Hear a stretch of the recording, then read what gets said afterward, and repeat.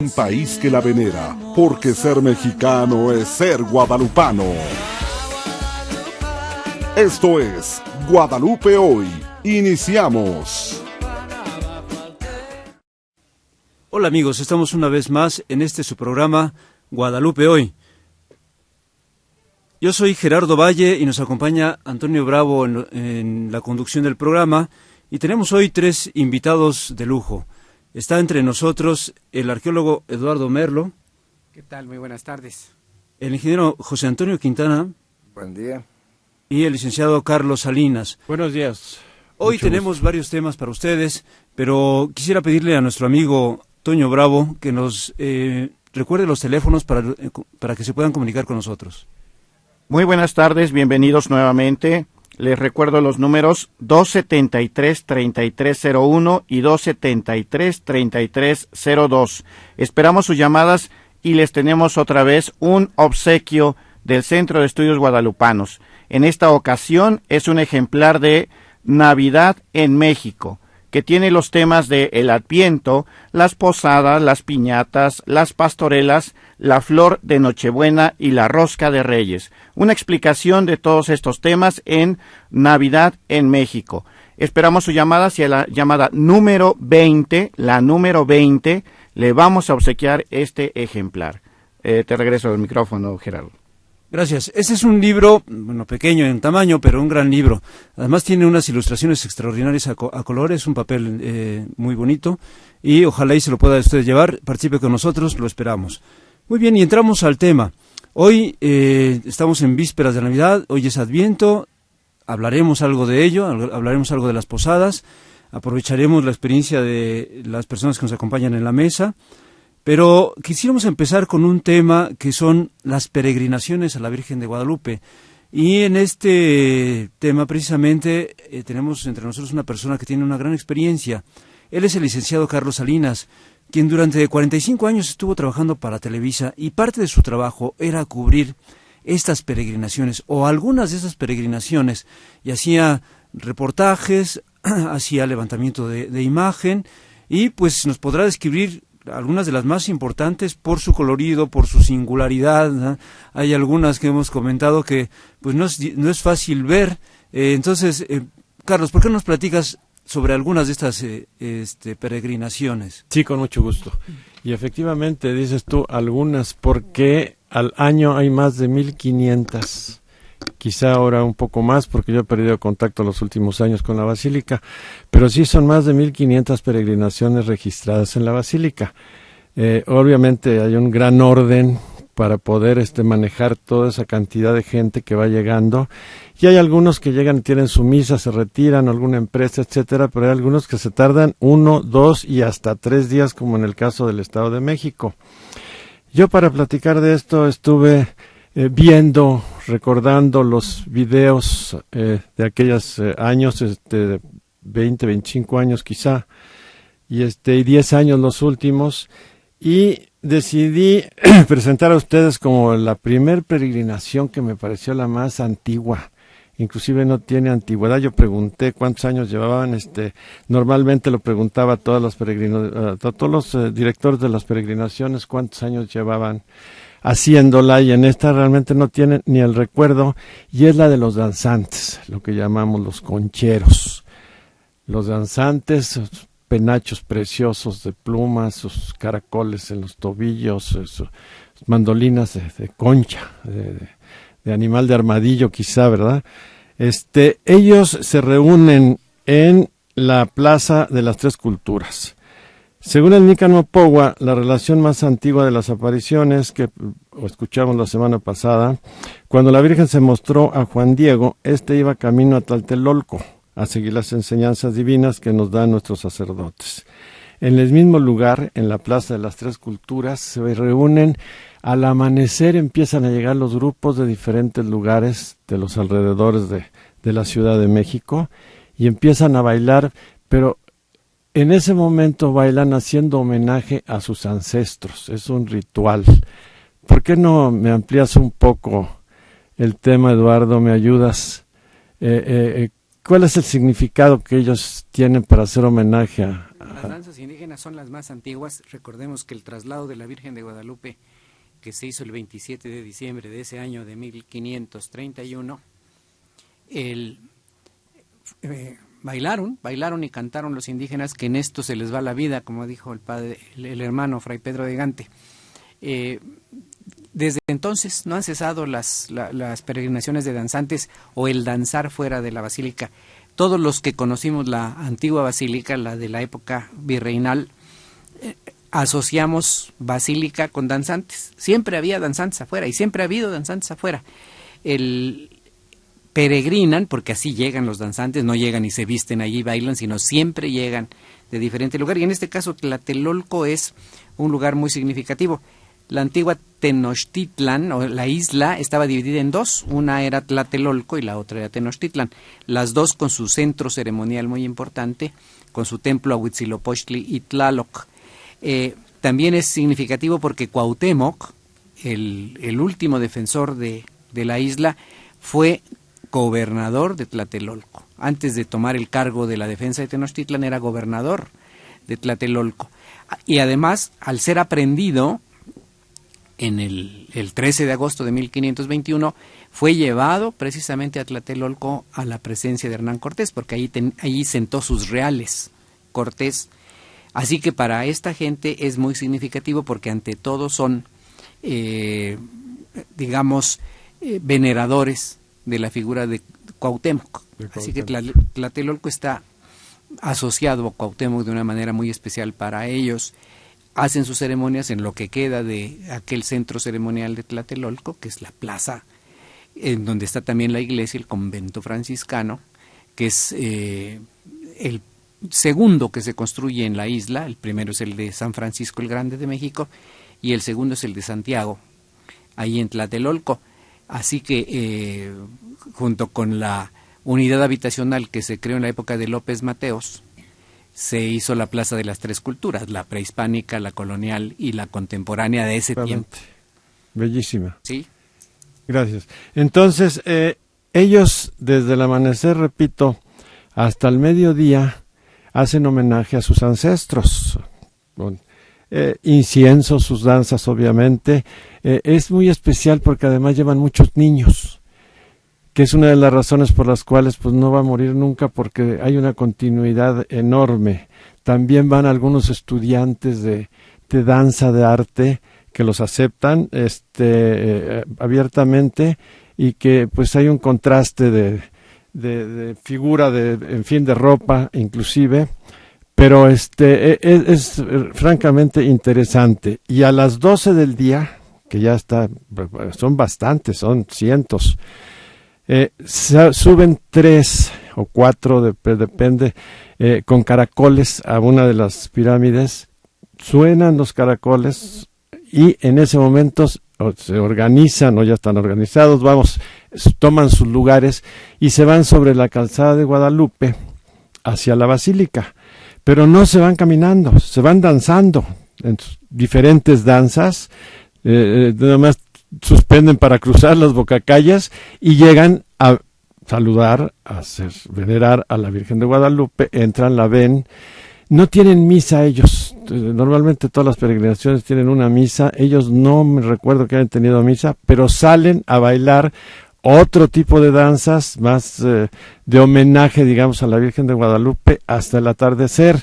A mí me parece que era para empezar este desfile de recuerdos o de información de las peregrinaciones, muy importante. Perdón, ahora, Carlos, en esta peregrinación, la vestimenta es todavía a la usanza prehispánica, ¿no? Sí, claro, sí, penachos, caracoles en los tobillos, las conchas, los concheros, sí, definitivamente, y a los niñitos igual, de pequeñitos ya traen su vestimenta completa. Porque me llama la atención que en muchas otras peregrinaciones llevan danzantes, pero estos danzantes van ya con ropajes, algunas veces con mezclas antiguas y nuevas.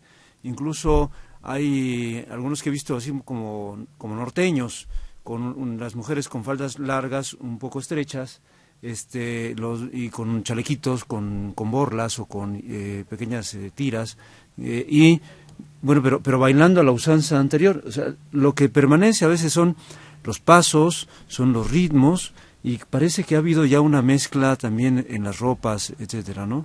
Los frailes, Gerardo, los frailes rediseñaron los vestidos de los danzantes. Es decir, taparon las vergüenzas, como decían ellos, los pusieron vestiditos para que no faltaran a la moral cristiana, y por eso las vemos así. Pero los concheros tratan de conservar la indumentaria antigua. De hecho, en un tiempo fueron reprimidos y obligados a vestirse de otra manera, pero se recuperaron, sobre todo en el siglo pasado, en que se formaron las asociaciones de concheros. Como mencionabas, Carlos, se llaman así porque sus instrumentos son de concha de armadillo. Exacto. Que ya no son prehispánicos, evidentemente, es decir, son de cuerda.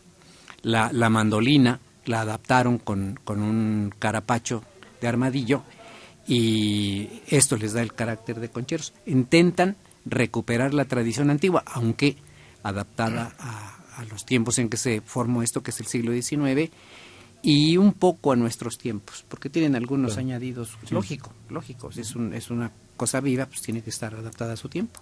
Pero lo esencial es que van a darle honor a Nuestra Señora con lo suyo, que es el baile, ¿no? Entonces, el baile, y hablando de lo mismo, las vestimentas son preciosas, plumas grandes, un colorido extraordinario, obviamente guaraches todos, en fin, es un espectáculo extraordinario, y son muchísimos.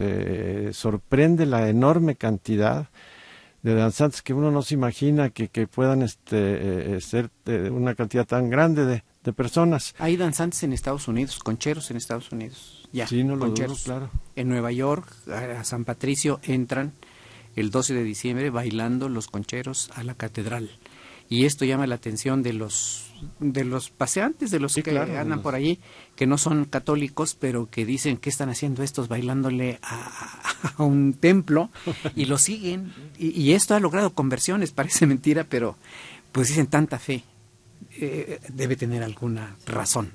¿Sí? Así es. Voy a continuar. Voy a platicar ahora, hablarles a ustedes acerca de una peregrinación que es la más organizada y quizá la mayor, que es de Querétaro. De la Sierra Queretana caminan hasta 16 días para llegar a la Basílica. Las personas que organizan esto son inclusive profesionales, licenciados, doctores, arquitectos, etcétera, y se van juntando todos, van bajando de las diferentes ciudades hasta San Juan del Río. De San Juan del Río se dividen y salen las mujeres para llegar en la madrugada, salen en la madrugada para llegar a su misa, a la basílica, pero son cerca de 40-50,000 mujeres.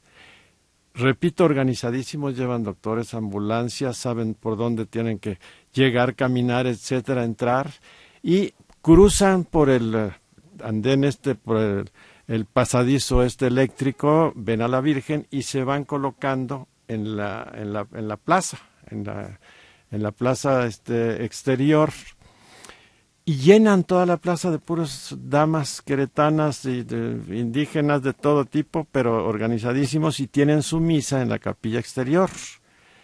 La misa es a las 12 del día.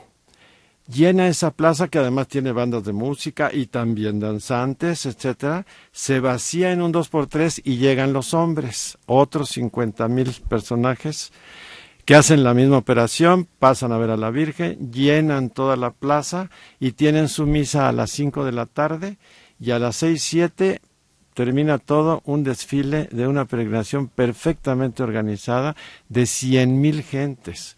Se dice fácil, pero 100,000 gentes, manejarlas en esa forma, con un respeto, con una veneración enorme a la Virgen, que de verdad es una peregrinación ejemplar. Un dato curioso aquí es que en la basílica, en la parte interior, la capacidad es para 10,000 personas. Sí. La capacidad, entonces, esta cantidad que has mencionado, pues ni de chiste caben, por eso es que tienen que ocupar el atrio, ¿no? Pero tenemos unos mensajes de nuestros patrocinadores y regresamos en un momento más. Gracias, Carlos. Ser mexicano es ser guadalupano. Desde el cielo una hermosa Estás escuchando Guadalupe Hoy. Esto es Guadalupe Hoy, un enfoque diferente en un país que la venera. Desde el cielo una hermosa mañana. Regresamos a su programa Guadalupe Hoy. Seguimos recibiendo sus llamadas. Quiero agradecer las llamadas que hemos recibido hasta el momento de Ángeles Salazar Díaz y Julieta Crespo, Francisco Rebollo, María Juventina Cosme y Carmina Rojas López. Sigan llamando, por favor. Recuerden que tenemos como obsequio un ejemplar de Navidad en México. Nuestros números de teléfono son el 273-3301 y 273-3302. Si quieren mandar un correo, incluso también tenemos nuestra dirección de correo electrónico seg@upaep.mx. Muy bien, regresamos con el tema de las peregrinaciones en la Basílica de Guadalupe. Y quisiéramos que nos comentara, ingeniero Quintana, acerca de la peregrinación que se hace de aquí de la Arquidiócesis de Puebla a la Basílica. ¿Qué nos puede decir? Pues brevemente nada más que es la peregrinación más antigua de todas las que se realizan en la República, de diferentes estados, la de Puebla más antigua. Por eso incluso el mes de enero es la peregrinación de la Ciudad de México, y inmediatamente en febrero le dieron el honor a Puebla de ser la primera que tuviera el 12 de febrero. La peregrinación me sorprendió mucho. Ustedes recuerdan, hace un mes quizás que estuvo aquí Monseñor Monroy para darnos una conferencia, que dice que es la más numerosa de todas. Yo siempre había creído lo que tú decías, Carlos, que es la de Querétaro. Y dice que no, porque no se concentra Puebla en un solo día, sino está prácticamente durante toda una semana los diferentes poblaciones y demás. Llegando a la peregrinación es un dato que sí me ha sorprendido. Pero bueno, sí tenemos el privilegio de ser Puebla la primera que empezó con las peregrinaciones. Muy bien, excelente. Carlos, ¿qué otras peregrinaciones nos puedes comentar? Hay muchas muy importantes, inclusive la del Estado de México también es muy numerosa. Son varios días los que van llegando de la sierra del Estado de México.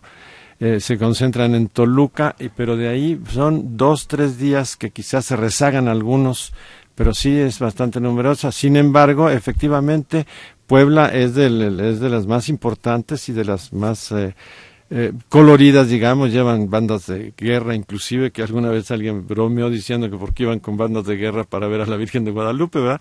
Pero en fin, ya tiene una Virgen enorme que cubren de flores, que la llevan cada año. Recuerdo la peregrinación de Puebla, es muy interesante. Son muchas, aquí tengo numerada la de los payasos, la de los taxistas, la de los globeros, que es una belleza que quizá en un momento dado podamos comentarlos más ampliamente. Sin embargo, ya para cerrar este capítulo, si no puedo dejar de comentar algo que todavía me cuesta trabajo entenderlo en toda su extensión, vamos. Llegaron en 1988 4 sacerdotes argentinos. Uno ya canoso, de cierta edad, 2 de mediana edad y uno muy joven.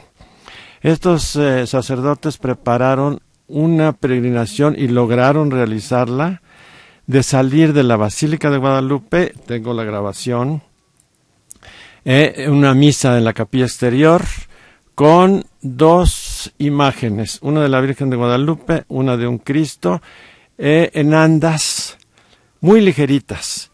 Les regalaron al salir una imagen grande, tamaño natural de la Virgen de Guadalupe, y un Cristo de madera negra, precioso, también grande, y no lo tenían planeado llevárselo, pero se lo llevaron.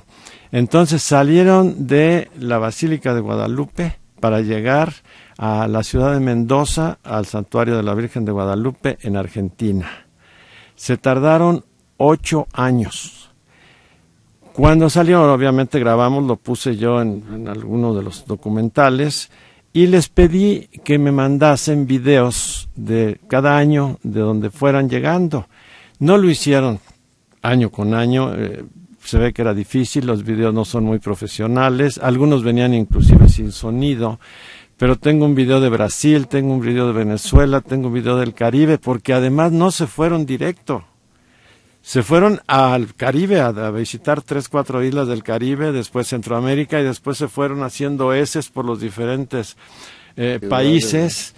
Inclusive el video que revisé ayer era de Brasil, venía con una comentarista en portugués y comentaba que habían recorrido en ese momento 14 países, iban a la mitad, 14 países, 14.500 kilómetros.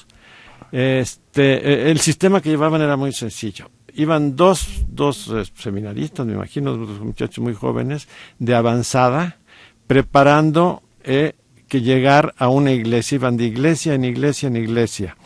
Entonces llegaban a una población pequeña, regular, y de ahí tomaban a los peregrinos, exactamente, y se iban caminando todo el día a dormir al siguiente pueblo. Ellos se regresaban a su lugar y de ese pueblo se iban otro grupo hacia el siguiente. Algunos caminaban 2, 3 días y regresaban a su lugar. Llevaban banderas de los diferentes países que iban recorriendo. Pero de verdad, yo nunca he escuchado una peregrinación que pueda durar, no sé, 20 y tantos, 30,000 kilómetros, 8 años de tener esa voluntad, ese cariño para hacerlo. De transportar a sus vírgenes y recibir ayuda. Lo interesante también es la gran ayuda que recibían. Recibían ayuda en alimentos, en hospedaje. Les mandaban de aquí de México estampas de la Virgen de Guadalupe. Fueron cientos, miles de imágenes, repartían, en fin. 8 años para mantenerse y hacerlo con ese ánimo. Yo la verdad quisiera haber platicado con ellos al final, inclusive transportarse a Argentina, hablar con ellos. Desafortunadamente, cuando ellos terminaron su peregrinación, yo estaba en mi momento de jubilación de Televisa y no pude concretarlo. Inclusive ahora, pensándolo bien, pues voy a tratar de conseguir sus direcciones, aunque han pasado algunos años, para ver de concretar y comentar con ustedes cómo terminó, pero de que terminaron definitivamente 8 años se tardaron. Pues no es una barbaridad, ¿no? Cualquiera diría, no, es una locura aquello, pero nos hace recordar las primeras peregrinaciones del pueblo judío y luego de los cristianos, donde eran larguísimas, y una de las cosas que bien mencionas es que no iban solos, sino que van con la ayuda de las personas, y esto lo vemos también el 12 de diciembre. Si ustedes ven las peregrinaciones que se hacen en la Ciudad de México, en Zaragoza, es hermoso, es precioso ver a las personas que están en las vías por donde pasan las peregrinaciones. Salen las señoras, ponen su mesita, ponen agua fresca, ponen café, fruta, ponen panes, todo, ponen fruta para los peregrinos. Es extraordinario la solidaridad que se ve en esos días con los peregrinos. Y eso es lo grandioso, yo creo, de nuestro pueblo y de la devoción a Nuestra Señora de Guadalupe. Todo esto movido por Nuestra Señora de Guadalupe, ¿no? Aquellos que van caminando, por un lado, con el gran esfuerzo que implica esto, pasando la noche a la intemperie, bueno, pues a veces mal comiendo, pero después cuando van encontrándose poblaciones donde son felicitados primero, luego les son cedidos, les son dados algunos alimentos, agua, por supuesto. A mí me gustó mucho en algunas ocasiones también los jóvenes de la UPAEP, cuando se caminaba por todos los pueblos por aquí hacia la Basílica, eran en agosto, septiembre, en algunos momentos octubre, en noviembre. Habían frutos, ya había pasado la época de las manzanas, pero estaban las peras, y entonces la gente salía con sus botecitos, cubetas con peras, y a regalar a los peregrinos. Extraordinario y precioso todo esto. Bueno, pero otra vez nos ha llegado el momento de otra pausa, y regresamos en un momento más con ustedes. Gracias. Ser mexicano es ser guadalupano. Desde el cielo una hermosa mañana. Estás escuchando Guadalupe Hoy. Sintonizas la estación. Continúa con nosotros. Esto es Guadalupe Hoy, un programa lleno de fervor. Desde el cielo una hermosa mañana. Regresamos nuevamente a su programa Guadalupe Hoy. Les recuerdo los números de teléfono para que nos llamen. Ya llevamos algunas llamadas. Agradezco a la señora Guadalupe Castellanos, señora Alicia Juárez y Refugio Mendoza, que nos hayan hecho el favor de llamarnos. Seguimos con el ejemplar de Navidad en México, que a la llamada número 20 le vamos a regalar. Recuerden, los números son 273-3301 y 273-3302. Continuamos. Muy bien, gracias. Pues aunque ya haya llamado, puede volver a llamar, la idea es que le atine al número 20 y se lleva este excelente libro. Este libro precisamente describe cómo se celebra la Navidad en México, desde el Adviento, desde las posadas, por supuesto, que es el Adviento, hasta la misma Navidad. Y precisamente en este contexto de el tiempo que estamos viviendo, yo quisiera preguntarle al arqueólogo Merlo, ¿qué es esto de las posadas? ¿De dónde surgen? ¿Cuál es el origen de las posadas? Es un invento mexicano. Uno puede hablar de las piñatas, de las pastorelas, de los villancicos, todo vino de España.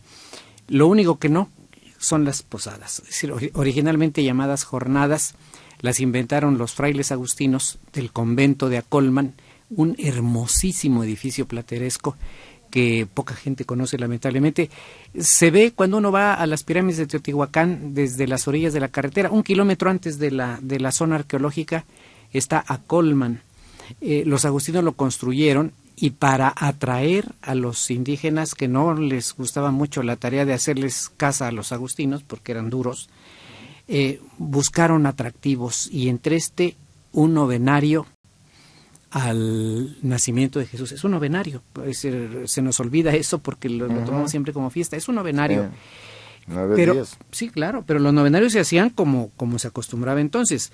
El padre Gante, lo dije hace un rato, nos describe perfectamente, los conoció desde el principio, dice, como a estos indios se les va la vida en cantar y bailar, les di libreas, es decir, les di libretos y les di vestidos para que bailaran y cantaran. Entonces era la manera como se atraía a los catecúmenos, dejándolos bailar y cantar. Así que organizaron unas procesiones cada uno de los días del novenario.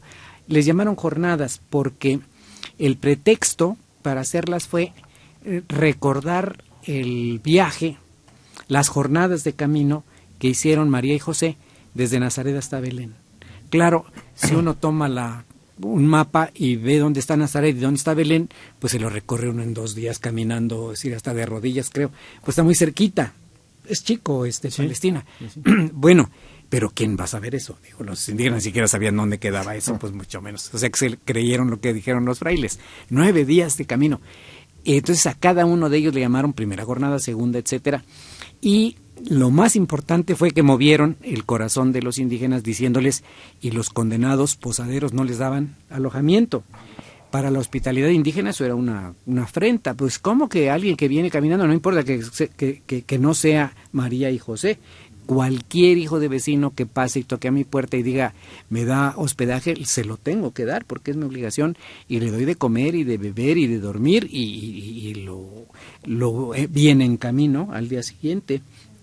Así que dijeron, pues nosotros sí le damos alojamiento a María, a José, y con esto pegaron absolutamente, al grado de que era tal el bullicio, el escándalo que se hacía en los atrios de las iglesias, por eso se hicieron los atrios de las iglesias mexicanas, que los corrieron, los echaron fuera de la iglesia, porque ya de plano era algo profano, y al echarlos a la calle, automáticamente le dieron el banderazo de salida, porque se volvieron fiestas domésticas, festividades domésticas.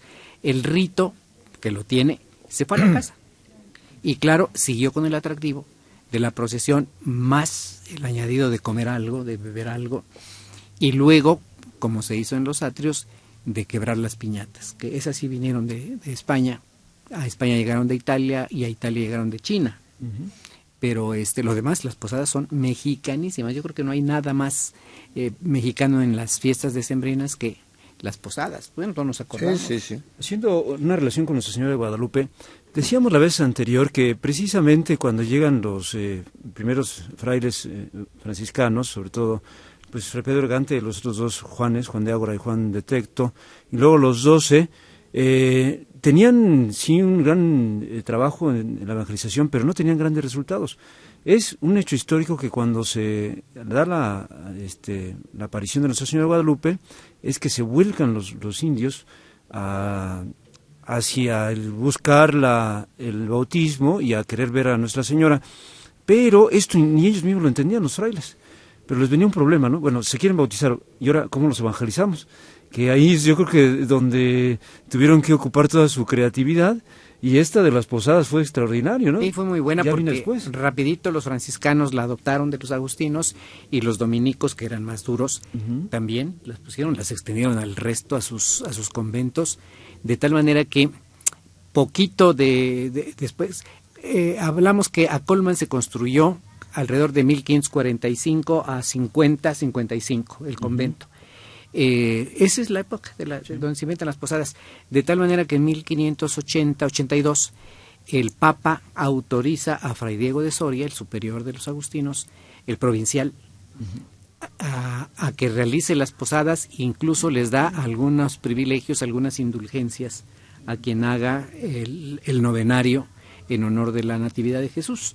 Así que ya se oficializan, por decirlo así. Hoy nadie menciona que tienen indulgencias, Fíjate. porque nadie ha borrado el decreto del Papa. Oye, ¿y eso se fue también a América Latina? ¿O? No. Ni en las partes que... Hasta el siglo XX Ujú. se fue a Centroamérica. Pero hasta el siglo XX. Hasta el siglo XX. Antes no, absolutamente. Y ahora, en el siglo XXI, en Estados Unidos. Se hacen Bueno, pues posadas es en que ahí Estados están todos los mexicanos, Pues, ahí han 10 metido los millones. millones de mexicanos, pero... Recuperación cultural. Sí, la recuperación cultural, así que da gusto ver. Yo vi hace unos años en las calles de Chicago y de Nueva York puestos de cosas de Navidad mexicanas, los pastorcitos y todo eso, y dije, qué bueno, No, qué sí, bueno, qué bendito sea bueno, Dios, exactamente. que estamos avanzando en la... Bueno, la Virgen de Guadalupe ya tomó posesión como patrona de los Estados Unidos. Bien, sí, Tomó sí, posesión, sí. sí, ahí está, es decir, antes lo decíamos porque la habían nombrado desde hace muchos años, Sí. pero no era efectivo. Es decir, era como, ahora es efectivo. No, sí, ya con Y de Canadá. el también, decreto de su santidad, ¿no? De toda América. de toda, y toda Filipinas, América, ¿no? y Filipinas, Y Filipinas. sí, y es efectiva ya la Virgen de Guadalupe, así que está presente también en las posadas. Ahora las Muy posadas tienen un gran contenido mariano, ¿no? El contemplar a la Virgen en espera del niño, caminando o viajando en burro, ¿no? Imagínense una señora embarazada ya en término Sí. del embarazo y viajando en burro en esas circunstancias. Para, además, la mentalidad de los nativos, yo creo que debe haber sido totalmente, no sé, tierno, ¿no? Porque valoraban mucho el embarazo, Claro. el respeto a la vida. Sí. Entonces, Indiscutible. en este caso, el pensar en la Virgen caminando o viajando en burro en esas circunstancias, yo creo que era una consideración así Sí. con mucha cercanía, ¿no? Y si uno se fija, los cantos de las posadas están dirigidos a la Virgen. La procesión es la letanía de la Virgen, y en el rezo ante el nacimiento, pues es a la Virgen. El canto del cielo cayó una palma, de la palma una flor, de la flor nació María, de María el Redentor. O sea, ahí está María. Humildes peregrinos, Jesús, María y José. Sí, siempre estará presente. Siempre es la Virgen la que está presente en este tipo de tradición. Así es. Yo lo quisiera enlazar además, bueno, con la espera, ¿no? Con la espera del Mesías, del Redentor, que en la posada es lo propio, ¿no? Es el novenario que culmina con el nacimiento del Redentor. Y en la imagen de la Virgen de Guadalupe, precisamente nuestros antepasados, los antiguos, ven a ella como una mujer embarazada. Tiene todos los signos, tiene el vientre abultado, tiene la cinta arriba del vientre, y justo en el vientre la flor de 4 pétalos, ¿no? El Nahuín Olí, que es precisamente el signo de Dios. Ahí está Dios. Entonces para ellos no se les dificulta pensar que ella viene trayendo a Dios, que ella viene. Pero no solo para ellos, Gerardo, no olvidemos la fecha en que se aparece la Virgen. La Virgen se aparece en el calendario juliano que estaba en vigor entonces el 12 de diciembre. Sí. Cuando se hace el calendario gregoriano, se corrige el error que traían de muchos siglos. En realidad el 12 de diciembre era el 23 de de diciembre, o sea, se pierden 10 días que corrige. El 4 al 14 de octubre se hace la corrección. Exactamente. 1582, después del Concilio de Trento y demás, en la época pues que la Iglesia era la rectora de la ciencia, de todos los saberes universitarios, astronomía, etcétera, etcétera. Entonces todo el mundo acepta esa corrección. Entonces si nosotros pensamos, claro, los españoles en esa época yo creo que no lo identificaron, pero los indígenas sí, era el solsticio de invierno, una fecha muy importante para ellos, en que estaban esperando el quinto sol. Y como dices, pues la imagen de la Virgen de Guadalupe también es una cosa que debemos de comparar con las demás imágenes.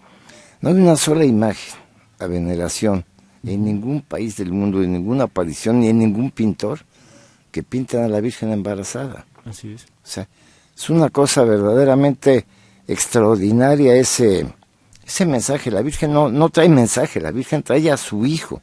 Y lo trae en México, y van a ser en México exactamente para el 24.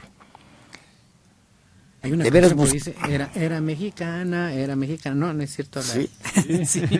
Su porte y su faz. Su porte Bueno, y en su un faz. momento más regresamos, tenemos unas pausas y regresamos pues ya al último segmento. No dejen de llamarnos, está el libro esperando a ver quién se lo lleva. Regresamos en un momento, gracias. Ser mexicano es ser guadalupano. Desde el cielo una hermosa mañana. Estás escuchando Guadalupe Hoy. Queremos escucharte. Llama al 273-3301 y 02. Guadalupe Hoy. Desde el cielo una hermosa mañana. Regresamos a nuestro programa Guadalupe Hoy. Y ahora agradezco las llamadas a Carlota Isabel Vázquez, Víctor Manuel Mora, Francisco Javier Rojas, Teresa Trujillo, María de la Luz Fierro, Carmina Rojas y Rocío Valencia. Nuestros números son 273-3301 y 273-3302. Sigan llamando y llévense el ejemplar de Navidad en México. Muy bien, regresamos con el tema, está muy interesante relacionando precisamente las posadas, la época en que se aparece Nuestra Señora Guadalupe y estamos viviendo precisamente esta situación del desfasamiento en los calendarios y hablábamos de que, bueno, ciertamente se aparece el 12, pero en el calendario juliano, en la corrección, debe ser el 23, ¿no? Cabe mencionar algo, el día 23 de diciembre, no sé si sepan que es el día de la noche más larga, es cuando los días empiezan es el día más corto y empiezan a alargarse. Eso tiene un gran significado. Su Santidad en la carta, Juan Pablo II, en la carta Dignitatis Mulieris, habla de la estrella matutina también, que se le conoce así a la Virgen. Cuando se habla en la letanía lauretana de la estrella matutina, es representando el momento más oscuro, como lo peor que sucede en un momento de una larga noche. Y lo primero que vemos como la esperanza es una estrella que anuncia el amanecer, ¿no? Igual así, en el día más corto, la noche más larga, ahí empiezan otra vez los días a alargarse y los días, pues es la luz, es lo que le va a dar un mayor crecimiento a las plantas, mayor vida, etcétera, ¿no? Por eso para los indígenas era tan importante esa fecha. Claro. Porque veían que nuevamente volvía a reinar el sol, o sea, se volvían a alargar, y ellos tenían su calendario, pues como sabemos, con una precisión extraordinaria, ¿no? Sabían perfectamente que era un día muy importante, el día de la aparición, ¿no? Quisiera insistir un poquito en lo que mencionabas tú. O sea, es evidente el embarazo de la Virgen, el grado de embarazo que ella lleva, el cíngulo en la parte superior, en realidad el cíngulo, los primeros pintores afamados que lo escriben, lo ponen de color morado oscuro. Hoy se ha ennegrecido, seguramente trataron de poner alguna emulsión de plata, alguna tontería de las muchas que han hecho con la Sagrada Tilma. Entonces, para ellos, el nacimiento del quinto sol, con el Nahui Oli, era la esperanza del asunto. Nos sorprende lo que mencionabas de cómo de repente la gente se empieza a convertir con la imagen de la guadalupana, cosa que ni los frailes entendían. Bueno, es que verdaderamente debemos ser muy humildes en en decir que, lo dice el Nícano Pogón al final, que los indígenas iban y leían la imagen, ¿no? A nosotros a veces nos parece que todos los simbolismos y los arabescos son exagerados o son posteriores, son repintes. No. Era un significado profundísimo al cual ellos estaban perfectamente acostumbrados. Los colores y demás. Entonces, vieron verdaderamente el nacimiento del quinto sol, de una nueva esperanza de su vida, de esa desolación que tenían de 10 años de haber perdido todos sus valores y toda su razón de ser y no querían ni vivir. Con la guadalupana vuelven a sentir una razón de vivir. Entonces yo creo que mucho es la explicación de eso. Tratar de en el momento actual, con nuestra ideología, con nuestra cultura, de leer a la Virgen de Guadalupe, me parece hasta temerario. Y hemos llegado muchas veces pues a exageraciones de muy respetables gentes al respecto, o bien de desprecio, de que no significa nada, que simplemente es una pintura. No, yo creo que para ellos significó muchísimo, en su cultura muchísimo. Y bueno, vamos a ver los atisbos de lo que podamos, sobre todo gente que ha estudiado mucho la vida de los aztecas, lo que tenían sus significados, pues que vamos con humildad interpretando algunas cosas, pero en el fondo, no somos capaces de leer a Nuestra Señora. Y la imagen es un códice para el cual se requiere un código, y ellos tenían el código. Exacto, nosotros no lo tenemos en nuestra cultura. Muy bien, pues ya se nos está yendo el tiempo. Rápidamente, arqueólogo, ¿qué podemos hablar de las posadas? ¿Qué parte tiene una posada? ¿Qué partes tiene una posada? Fundamentales, la procesión con velitas, con los santos peregrinos que cargan 2 niños de preferencia, con la viejita maravillosa que nunca falta, que se sabe la letanía de memoria. ¿Y en latín? En latín, que la tiene que cantar en latín. Y esa es la primera parte de la posada. En el momento en que termina la letanía, ya están frente a la puerta que da alojamiento, adentro del nacimiento o el lugar a donde se recibe a los peregrinos, porque hay que pedir posada para que finalmente la den. Entrar, hacer el rezo que le corresponde, en el librito está lo que se debe rezar, las Aves María, los Padres Nuestros, los cantos. Inmediatamente terminado esto, el reparto de colación de aguinaldos y pasan a la piñata, que es 1, 2, 3 las que se necesite, con los cantitos que las acompañan. Hasta ahí termina la tradición de la posada. Lo que usted le agregue pues ya es ganancia, que si la cena, que si el baile, que si lo que sea. Pues desde el siglo XVI la gente se quejaba de que había baile, hacen baile con el pretexto de bueno, pues si nacieron para cantar y bailar, pues digo, es su vida, ¿verdad? Que así se haga. Cada uno en nuestro tiempo gozamos las posadas con el bailecito. Así es. Algo esencial es la alegría. Alegría. Es la alegría, no, y la herencia de los danzantes. Claro. Oye, y a propósito, nos hace una pregunta. Si las conchas que se usan son los huesos de fraile, ¿o cómo es esto? Los cascabeles que se ponen en los pies, en los tobillos, son hueso de fraile. Es una semilla, una plantita muy generosa que produce estas semillas que suenan como cascabeles. Sí. Bueno, ese es con el tema que iniciamos hablando acerca de los danzantes, ¿verdad? Y hablando del baile en las posadas. Bueno, pues no está peleado, si es motivo de alegría precisamente, pues es una forma de manifestar nuestra alegría. Y a mí es lo que me gusta a mí en las posadas, precisamente, ya sea si hay piñatas o no, si hay cena o no, si hay la alegría, es lo esencial. Pues ¿no? sí. Gracias por el nacimiento de Jesús, evidentemente. Claro, esperar. Muy bien, ya estamos terminando. Le pedimos a Toño, y ya tenemos el ganador del libro. Rápidamente menciono a Alicia López, Guadalupe Castellanos, Francisco Rebollo, Rodolfo Solar, Cristina Alejandra Cla. Gracias por sus llamadas. Y tenemos un ganador, Daniel Pérez, se ha ganado el ejemplar de Navidad en México. Le pedimos por favor acudir a Avenida 15 de Mayo, 2939, Colonia Las Hadas, aquí en 5 Radio HR 1090 de AM, para recoger su ejemplar de Navidad en México. Muy bien, pues, pues, Plaza San Pedro, para más exacto. Sí, junto a Plaza San Pedro. Muchas felicidades. Y nada más les recordamos, el próximo sábado va a ser 25 de diciembre y el siguiente, 1 de enero. Es un día, yo creo que se presta, está hecho a propósito para que nos escuchen a la 1 de la tarde, ¿no?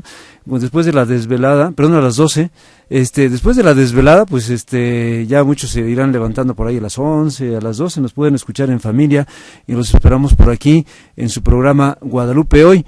Tendremos también algunos invitados nuevos, nos acompañará de nuevo el arqueólogo Merlo, estarán por aquí otras personalidades del Centro de Estudios Guadalupanos. Y por lo pronto, pues no queda más que despedirnos, arqueólogo, algo que les vaya muy bien, gocen sus posadas y una feliz Nochebuena y mejor Navidad. Ingeniero Quintana. Que sea con un sentido verdaderamente cristiano lo que celebramos, las festividades, y no con el gordito de gorro rojo. Muy bien, Carlos. Lo mismo, que la pasen muy felices, con toda la familia sobre todo. ¿Señor? Muchas gracias, los esperamos el siguiente programa. Feliz Navidad. Y un servidor, Gerardo Valle, también les desea una gran fiesta de Navidad y que nuestro Señor esté siempre en sus familias. Gracias a todos. El Centro de Estudios Guadalupanos, UPAEP, presentó. Corradio presenta Radar.